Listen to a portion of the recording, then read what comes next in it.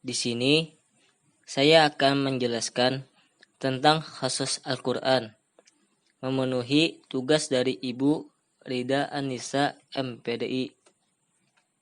A. Pengertian khusus Al-Quran. Secara bahasa, khusus berasal dari bahasa Arab, yang berarti suatu cerita, hikayat, atau riwayat. Kata tersebut berasal dari Al-Qis, yang berarti menelusuri atsar atau jejak. Kisah, menurut istilah, ialah suatu media untuk menyalurkan tentang kehidupan atau suatu kebahagiaan tertentu dari kehidupan yang mengungkapkan suatu peristiwa atau sejumlah peristiwa yang satu dengan yang lain, saling berkaitan. Dan kisah harus memiliki pendahuluan dan bagian akhir. Maka, pengertian khusus Al-Quran merupakan kejadian, cerita, atau kisah dalam Al-Quran yang menceritakan hal ehwal umat-umat terdahulu dan nabi-nabi mereka dan peristiwa yang telah terjadi, yang sedang terjadi, dan akan terjadi. Kisah dalam Al-Quran cukup dominan. Hampir setiap surah dalam Al-Quran disajikan dalam bentuk kisah.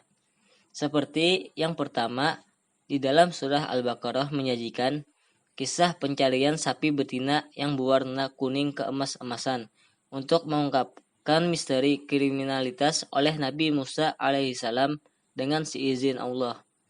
Yang kedua, surah Ali Imran memaparkan kisah keluarga Imran yang soleh-soleh.